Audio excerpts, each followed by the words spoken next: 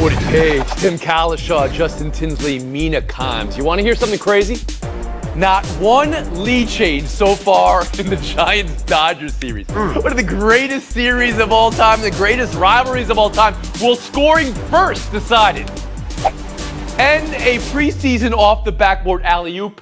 Down 70. Let's go. That's how you get it back in the game. Goodness. Okay. So take the 107 wins the San Francisco Giants had in the regular season, add in the 2 this series, and it's 109. And for the Dodgers, you add a wild card win in there as well, 109. So the first and only game with 2 teams with that many wins, and 110 is the only number that matters now. So we've got that. We've got one of the great rivalries in the history of the sport, and we've got strategy now. The decisive 5th game, Dodgers announcing this afternoon they will not start Julio Urias, the 20-game winner, but are going with an opener, Corey Knebel, against the Giants' Game 1 winner, Logan Webb. So Dave Roberts making a decision similar to a decision he's made in the past, Game 7 in NLCS. They went with an opener as well, Tim. What do you think of the call? You know, I was leaning toward the Giants, and now this happens, and all of a sudden we've got good old-fashioned hardball against Andrew Friedman's slide rule, trying to say, oh, what can we do? What can we throw at the Giants to mess with Gabe Kapler's head? I know nobody has slide rules. Gabe Kapler's lineup. It sounds like they're not very confident in their 20-game winner if they don't want him to come in till the 2nd inning or maybe the 3rd. Giants are fully confident in Logan Webb. They're fully confident at home. They have a history that doesn't matter a lot, but they did beat this team in 1951 and 1962 in similar but not quite the same situations. Go with the Giants. So for you, Logan Webb's success in Game 1 Logan Webb means a lot more than, okay, the strategy here. Game 1. Justin Tinsley, what do you think of Dave Roberts' decision here? An opener in Game 5. Who am I to question the reigning World Series champion manager? Look, if I'm the Dodgers, I like my chances here. Logan Webb put them in the spin cycle in Game 1, but since Game 1, they've outscored the Giants 16-5. And the issue for San Francisco is their hitting. Their batting average is 75 points below their regular season mark, and their on-base percentage is 100 points lower. And look, I know Justin Turner is 2 for 21 in the postseason. He has 1 hit this series, but this guy has come up too big too many times, and this just feels like that moment. And the fact that they have Urias to bring off the bench or the dugout per se, like this is just a mark in their favor. He's the only 20-game winner in the majors this year. I like the Dodgers. I think you have to expect Urias is going to be coming in, and it's not the 2nd, the 3rd, and going a load of the way. Mina Kimes, I'll bring you in here. The strategy to go with a closer in the decisive game. An opener in the decisive game. Are we calling it strategy? Because Tim basically insinuated that it's just being a nerd, and I took that as a personal attack, frankly. I resemble that remark. It could be argued that it's a little too cute, but I think it might work. Candidly, as you mentioned, Tony, it did work for the Dodgers last year with Urias coming in after an opener. I like the idea that he now has to go through the lineup possibly just twice. I like the Dodgers' well-rested bullpen. I love Kenley Jansen, who's been awesome as of late, and it has me leaning Dodgers in what should be a very close game. Give me Los Angeles, even though I'm in New York. Woody Page, we'll bring you in here. I'm agreeing a lot with Mina, and I'll tell you what I believe in. I believe in Plasky. I believe in the Dodgers. I believe that Dave Roberts was trying to get a managerial edge over Kapler by making that move today to kind of mess with their minds with the Giants in San Francisco. I believe in the Turners. I believe that they are in a position that they're due based on how well they haven't played during the series in terms of at the plate. So I believe in the Dodgers winning. All right, Tim Kalishaw, I'll bring you back in. I'm just struggling with the notion from Justin and from Woody. The Giants aren't hitting. That's bad. The Dodgers aren't hitting, but they're due because they named Justin Turner and Trey Turner. So here they go. Aggression is real. You'd know that if you listen to the nerds. Oh, yeah. I'm a little bit more concerned that Woody is going full Plasky here. Sorry about You're with Plasky. No one never goes full Plasky and lives to tell. That made me worried about my He called the series over before it started. He called it over. They've already made a decision and a strategy change this afternoon after it was already over. Okay, so only Kalishaw. on San Francisco. Everybody else on Los Angeles. I know that. Move on. Thursday night football. Buccaneers, Eagles. Tom Brady coming off a just near perfect game. 4, 11, and 5 touchdowns. Here's the play, though, we're going to show in a second, where he banged his thumb after the release. And it's been bothering him a little bit, though. He says he's okay. On the other side, Philly, off the solid comeback win over Carolina, will get a glimpse into what's real and what's still a work in progress for Jalen Hurts. Mina, what to watch for tonight? Philadelphia's pass rush, which, by the way, is why they beat Carolina, because they made Sam Darnold's life difficult. And it's a tale as old as time when it comes to Tom Brady. You got to get pressure with 4. You got to get pressure on the inside. The Eagles happen to have 2 of the best interior pass rushers in the NFL. In fact, Javon Hargrave is probably the best player in football that we do not talk about enough. He leads all defensive tackles right now in pass rush win rate. He gives the Eagles a chance of making this competitive. That said, I'm picking Tampa Bay. After all that, you walked right. Okay, you walked this so close. Let me see. Is anybody leaning towards Philadelphia tonight? Did something mean? Yes. You, Kalishaw, please go ahead. Yes. She didn't mention, she talked about the defensive tackles, and she was correct. I guess Fletcher Cox is the best player we talk about a fair amount, who lines up next to Hargrave. And I do think that game last week, we'll find out, but I think that game was meaningful. That was a big comeback for their season, really, to come back and beat Carolina the way they did. And I think Brady, they will get to him and bother him a little bit. Tampa Bay's got injuries. Eagles win the game. What are you shaking your head no? Well, I just want to, nobody's talked about the Eagles' offense. And Jalen Hurts, who just become Lamar Light, he's leading them in rushing, which is a positive and a negative, 256 yards, but he's been involved in 87% of their offensive yardage. He's really coming along, and I think he's going to create some problems. You've got for Philly also? the Buccaneers tonight. No, I don't. I have the Patriots. But I don't like teams that play on the road on a Thursday night. And so that's one reason, even though I like the Patriots to win, they're ultimately Well, going to make sure you like Tampa, because that's who's playing, not New England. And Justin Tinsley, I know we would catch somebody on it in the last couple of years. Go ahead. No, It happened. I'm really interested in seeing Jalen Hurts too. He's going up against that Tampa Bay secondary that is decimated. They don't have Levante David at linebacker. Like, it'll be really interesting to see how Jalen Hurts attacks this battered up Tampa Bay defense. Mina Kimes' last word.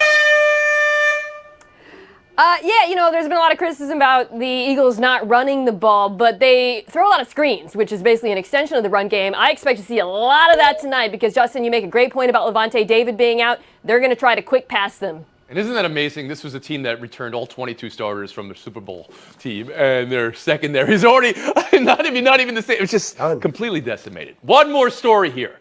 Washington football team. They made an announcement. Here's a detail. They announced it today. Jason Wright, president of the football team, said we wanted to do something long overdue by retiring players' numbers. Seeing the reaction, I'm very sorry that the short notice does not properly reflect the impact Sean had. Justin Tinsley, what is this about?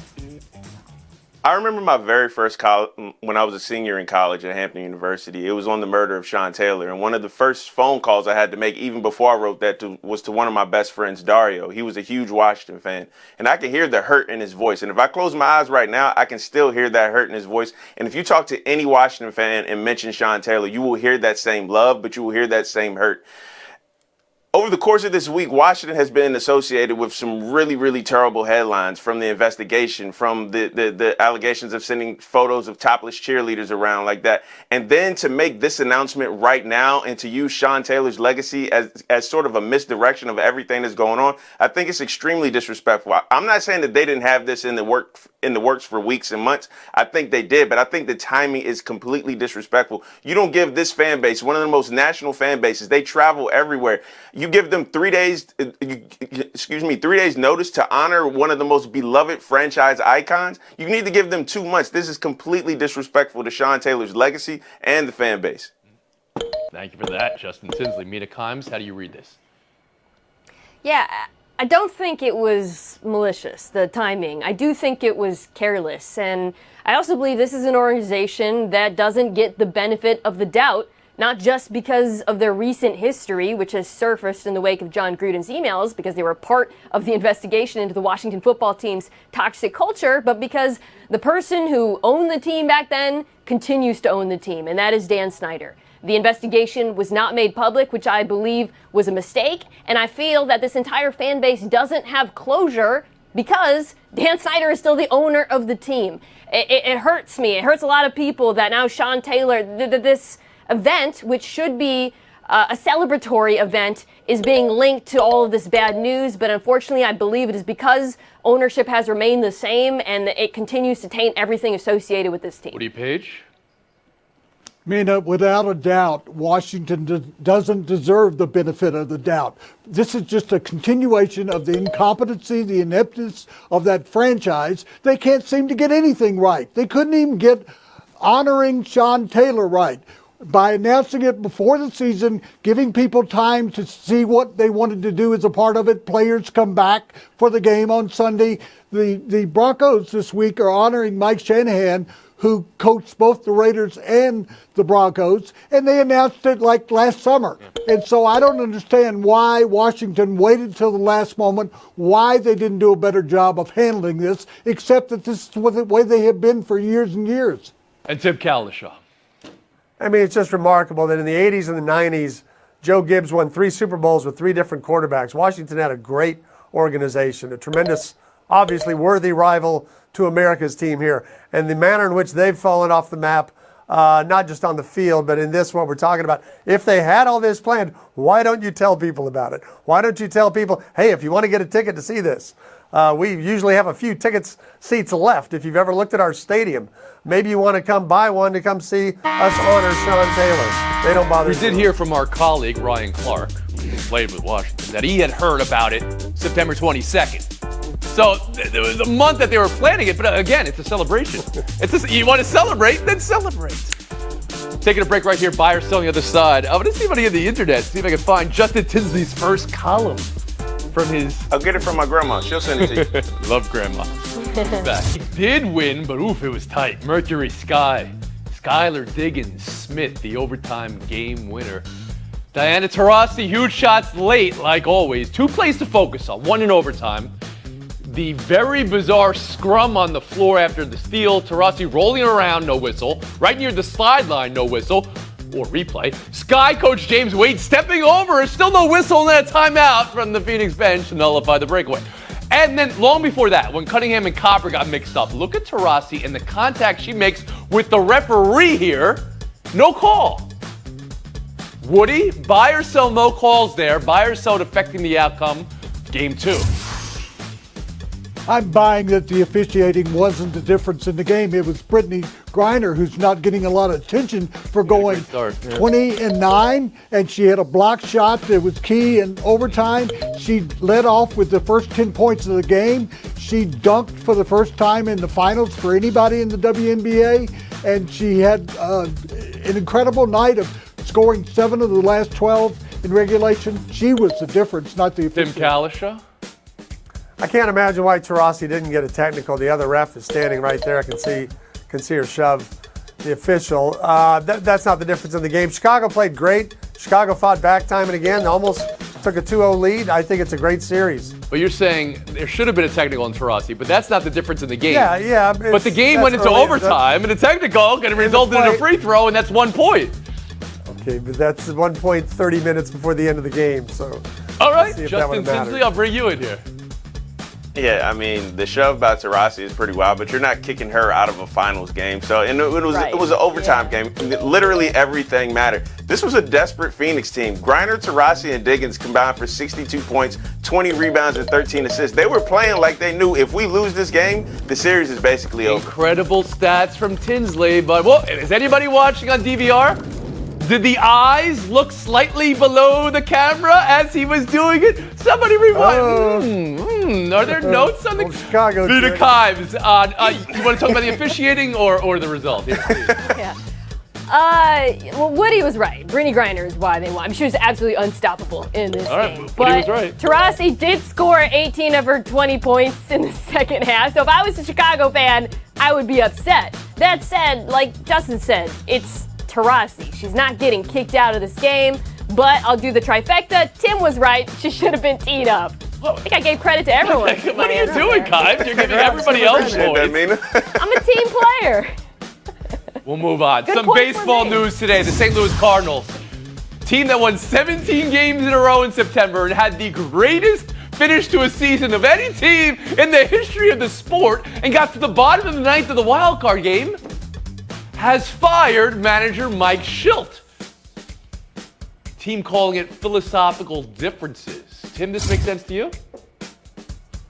No, I don't know how it can make sense to anyone without further information. It's not like the GM gave him a great rotation to win those 17 games in a row. They went to the ninth inning, took a Chris Taylor home run from the Dodgers to knock them out. It seems crazy. Tinsley? Man, it's a cold world. This dude was 53 games over 500 for his career with the Cardinals, and I get he was 4-9 in the postseason, but this firing makes absolutely no sense at all. When you hear philosophical differences, what do you make of that? This feels like one where we're gonna have to wait a few hours and more information might come out, because it doesn't make sense, not just because of the incredible win streak, but the fact that the Cardinals finished with 90 wins, which exceeded every statistical projection for this team. Usually when a team exceeds projections, you don't fire the manager, so feels to me like there's more to this story. And Woody Page. It feels like a hockey move that we see this in the National Hockey League when they fire coaches when they're in first place. But I am so sad. Guy looks like he's my younger brother or my son, and I was going to dress up like him at Halloween. No, I can't do that. I mean, that makes Can we put him up? Let's see Schilt again and then see Woody. Yeah, let's. As a good-looking man, Woody Page, you're not wrong there. You're not wrong there. All right. Let's see it. Let's see it. Thanks for today, Woody. Justin Tinsley as well. Tim Kalishaw, Mina Kimes. Showdown. 2 minutes. Kalishaw, it's showdown. What would you do? If you felt uncomfortable going into the season when you were promised that you would have exemptions or that you didn't have to be forced to get the vaccine. Kyrie Irving saying what's on his mind last night on Instagram Live. Tim, do you take anything away from Irving publicly talking? Not really. I thought it was incomprehensible. It's disturbing. I would like to ask him, when you went to grade school, when you went to Duke, did you have any vaccinations? They just let you in. He acts like he's taking some strong stand for people, and in reality, he's not expressing anything about why he refused to get vaccinated. Mina, did you take anything away from Irving talking?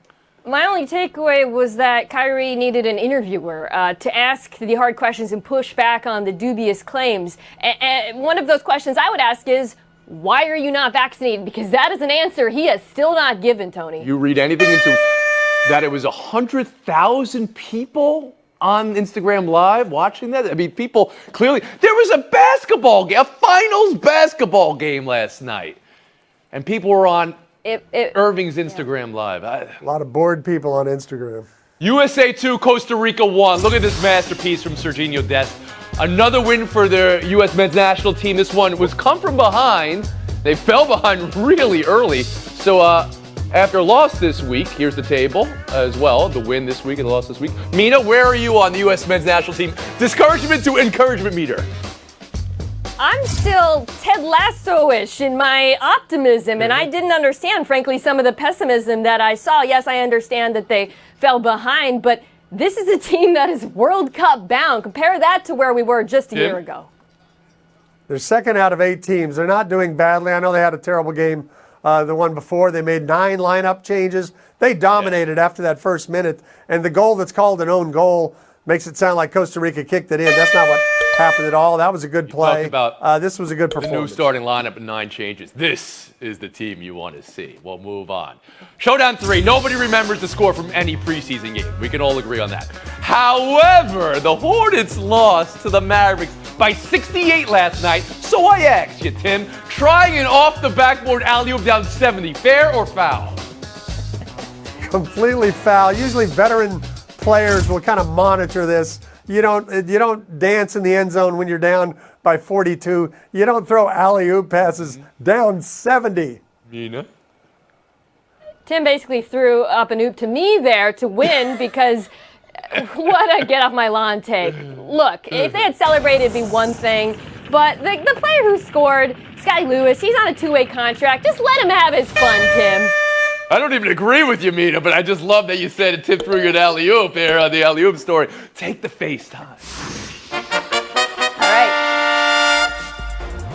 So Chargers head coach Brandon Staley's gotten a lot of love and praise this season for being an effective communicator when it comes to football. Yesterday, he got a lot of attention for being an effective communicator in a different way. He was asked about John Gruden's offensive emails, and he talked about trust and how marginalized groups, the types of people who are targeted by those emails, are more skeptical because of communications like that and how awful it is. And it resonated with me because I think often when people, leaders, coaches are asked about stories like this, they relate to the coaches. Instead, he focused on the people who are hurt. That is an approach that I love and one that we would all be better served to take going forward.